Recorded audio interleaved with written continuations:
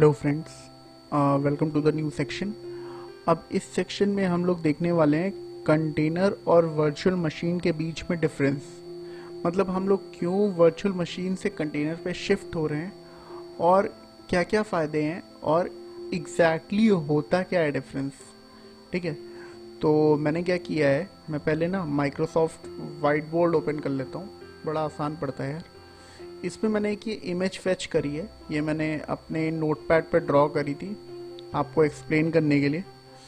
तो सबसे पहले मैं कंटेनर एक्सप्लेन कर देता हूँ। ठीक है, कंटेनर तो मैं आपको बता चुका हूँ बट एक बार फिर से रिपीट कर देता हूँ। कंटेनर क्या होता है? कंटेनर होता है, container is a sandbox that contain process one और मोर एट वन टाइम। ठीक है, एक सैंडबॉक्स होता है, ठीक है, जिसके अंदर एक या एक से ज़्यादा प्रोसेस एक बार में रह पाते हैं। ठीक है, तो सबसे पहले मैं कंटेनर वाला सेक्शन आपको एक्सप्लेन कर देता हूँ। पेन ले लेता हूँ यार, कोई अच्छा सा पेन ले लेता हूँ, ब्लू सही रहेगा। तो ये वाला सेक्शन आपको एक्सप्लेन करता हूँ। तो क्या है कि सबसे पहले है इंफ्रास्ट्रक्चर। ठीक है, इंफ्रास्ट्रक्चर आपका कुछ भी हो सकता है, क्लाउड हो सकता है, AWS हो सकता है, या फिर जैसा भी आपका डेटा सेंटर एनवायरनमेंट होगा उसके अकॉर्डिंग। ठीक है, उसके ऊपर है होस्ट ऑपरेटिंग सिस्टम, जो कि आपका ऑपरेटिंग सिस्टम जो कि इंस्टॉल्ड है ना। उसके ऑपरेटिंग सिस्टम के ऊपर आपका इंस्टॉल्ड है डॉकर। ठीक है, और डॉकर के अंदर, डॉकर में आपके ये नेम स्पेस बने हुए हैं। एक नेम स्पेस, दूसरा नेम स्पेस, तीसरा नेम स्पेस। ठीक है, और ये सारे के सारे नेम स्पेस को हम क्या कहते हैं? कंटेनर्स। एक कंटेनर, दो कंटेनर, तीन कंटेनर। ठीक है, और ये कंटेनर्स बने कैसे हैं? ये कंटेनर्स बने हैं इमेज से। इमेज हम सीख चुके हैं, कंटेनर क्या होता है वो सीख चुके हैं। बस हमें इन्हें रियल वर्ल्ड में देखना है कि एक इमेज से कंटेनर कैसे बनाएंगे और कंटेनर को रन करके कोई सर्विस कैसे देखेंगे।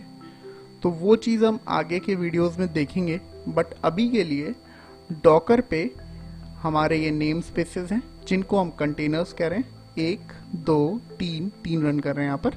और ये बने कैसे? ये बने इमेजेस से। ठीक है, तो इसके अंदर क्या है? कंटेनर के अंदर क्या है? एक कंटेनर के अंदर मैं आपको बता देता हूँ क्या है। ये ऐप है और लाइब्रेरीज है। ठीक है, ऐप हो गई आपकी प्रोसेस और लाइब्रेरीज हो गई आपकी जैसे कि एनजिनिक्स, अपाचे। ठीक है, और इन लाइब्रेरीज को यूज करके ये प्रोसेस रन किए जाते हैं। ठीक है, इस तरीके से ये कंटेनर के अंदर ये आइसोलेटेड प्रोसेस रन कर रहा है। इसी तरह यहाँ पर एक आइसोलेटेड प्रोसेस रन कर रहा है, इसी तरह यहाँ पर एक आइसोलेटेड प्रोसेस रन कर रहा है। ठीक है, और ये हर एक चीज़ आपको बता दूं मैं, हर एक कंटेनर आपस में इंडिपेंडेंट है। मतलब it is not, container A is independent of container B and container C. इसी तरीके से इसका भी, इसी तरह सी का भी। ठीक है, तो हम किसी भी कंटेनर को किसी भी वक्त डिलीट कर सकते हैं और वो दूसरे को इफेक्ट नहीं करेगा। ठीक है, तो ये एक कंटेनर जो समझ में आता है, जिसका मतलब उसका पूरा रॉ डायग्राम कैसा दिखता है वो मैंने आपको समझा दिया है। ठीक है, मेरे हिसाब से आपको समझ में आ गया होगा ये चीज़। अब हम देख लेते हैं कि वर्चुअल मशीन में वो चीज़ कैसी होती है और हम क्यों स्विच कर रहे हैं वो भी मैं बताऊंगा अभी आपको।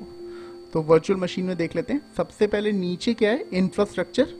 कोई भी, वही AWS, क्लाउड, एनीथिंग, मतलब जो भी आपका इंफ्रास्ट्रक्चर है। उसके ऊपर आपका हाइपरवाइजर है। हाइपरवाइजर आपका कुछ भी हो सकता है, जैसे कि VMware हो सकता है, वर्चुअल बॉक्स हो सकता है। ठीक है, जिसके ऊपर आप अपनी वर्चुअल मशीन रन करोगे। तो सबसे पहले हाइपरवाइजर है, उसके ऊपर मैंने अपनी वर्चुअल मशीन करी हुई है। एक वर्चुअल मशीन, दो वर्चुअल मशीन, तीन वर्चुअल मशीन। तो ये तीन वर्चुअल मशीन हो गई भाई, है ना। अब ये तीन वर्चुअल मशीन में क्या है भाई कि इन पे मैं ऑपरेटिंग सिस्टम भी डालूंगा, तभी तो एक एनवायरनमेंट क्रिएट कर पाऊंगा। यही लॉजिक है, हम लोग ऐसे ही करते थे। तो इस पे मैं डालूंगा एक ऑपरेटिंग सिस्टम, मान लो CentOS डाल दिया, CentOS इस पे डाला, फिर CentOS इस पे डाला, ठीक है। उसके बाद ये है जैसे यहाँ पर देख लो, यहाँ पर एक चीज़ समझो कि इस पे मान लो कि हमारा वेब सर्वर रन कर रहा था और इस पे मान लो हमारा डेटाबेस सर्वर रन कर रहा था। लिख देता हूँ, है ना, वेब सर्वर, डेटाबेस सर्वर, और इस पे कुछ नहीं तो कैशे सर्वर, ठीक है। तो अगर यहाँ पर वेब सर्वर रन करना है, डेटाबेस सर्वर रन करना है और कैशे सर्वर रन करना है, ठीक है, तो सारी की सारी चीज़ें करनी होंगी। पहले ऑपरेटिंग सिस्टम डालना होगा, फिर ऑपरेटिंग सिस्टम के बाद वो लाइब्रेरीज डालनी होंगी जिससे कि ये प्रोसेस रन करे, मतलब जिससे कि वेब सर्वर रन करे। ये सारी चीज़ें इसमें वर्चुअल मशीन ए में करनी पड़ेगी। इसी तरह डेटाबेस को रन करने के लिए पहले हमें ऑपरेटिंग सिस्टम डालना होगा, उसकी लाइब्रेरीज बिल्ड करनी होंगी, उसके बाद ये एप्लीकेशन चलेगी। इसी तरह सी में देख लो, ऑपरेटिंग सिस्टम, फिर लाइब्रेरीज, फिर ये एप्लीकेशन चल पाएगी, ठीक है। तो अल्टीमेटली मिनिमम नहीं मिनिमम अगर हम ये लगा के चले तो एक एक सर्वर को स्पिन करने के लिए हमारी कुछ 1 GB रैम जाएगी, 1 GB रैम, ठीक है, एक सर्वर को मिनिमम मैं बात कर रहा हूँ, मिनिमम।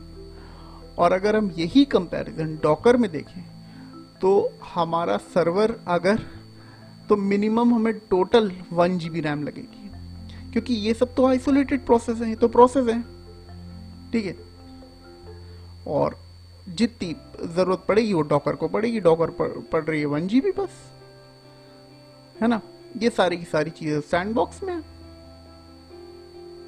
अब दूसरी चीज, एक जो बहुत ही कूल चीज है, कूल चीज जो समझने वाली है ना, वो ये है कि, और अब कर देता हूँ जरा मैं, हाँ, सबसे कूल चीज जो डॉकर की है वो समझ लो कि कंटेनर क्यों यूज करना है और वर्चुअल मशीन क्यों नहीं, ठीक है।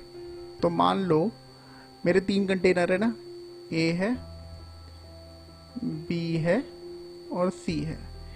इधर भी ए वर्चुअल मशीन है, बी वर्चुअल मशीन है, सी वर्चुअल मशीन है। तो मान लो मुझे वेब सर्वर नहीं चाहिए, है ना, वेब सर्वर नहीं चाहिए, तो with in a click, with in a command ये मैं डिलीट कर दूंगा। और इसको डिलीट करने के लिए, इसको डिलीट करने के लिए अल्टीमेटली मुझे पहले ऑपरेटिंग सिस्टम हटाना पड़ेगा, पूरा का पूरा, मतलब पूरा का पूरा इंफ्रास्ट्रक्चर आपको हटाना पड़ेगा, ये वाला, ये सेक्शन आपको हटाना पड़ेगा अपनी लोकल हार्ड ड्राइव से या फिर जहाँ पे भी वो इंस्टॉल्ड है, अदरवाइज वो स्पेस कंज्यूम करता रहेगा, ठीक है। तो सबसे कूल चीज़ यही है डॉकर की कि आपको जो चीज़ नहीं चाहिए डिलीट करिए, जो चीज़ चाहिए within a click spin करिए, within a click spin करिए। इसमें क्या है, पूरी चीज़ हटानी पड़ती है, कंप्लीट ऑपरेटिंग सिस्टम, ठीक है, फिर वो स्पेस हटाओ और उससे रिलेटेड सर्विसेज वेंड करो, सब कुछ करना पड़ता है। तो मेरे हिसाब से आपको एक कंप्लीट नहीं तो एक क्लियर ओवरव्यू मिल गया होगा कंटेनर और वर्चुअल मशीन के बीच में डिफरेंस वाला, और थोड़ा बहुत समझ में भी आ गया होगा। आगे जैसे जैसे हम प्रोसीड करते रहेंगे और क्लैरिटी मिलती रहेगी, और इस पूरे ट्यूटोरियल के एंड में आप ज़ीरो से हीरो बन जाओगे डॉकर में। आप आराम से स्पिन करोगे कंटेनर्स, आराम से इमेजेस पुल करोगे और आराम से बिल्कुल अपनी सर्विसेज को रन करोगे और चलाओगे। तो थैंक यू फॉर वॉचिंग यार, है ना, और जुड़े रहिए। थैंक यू यार।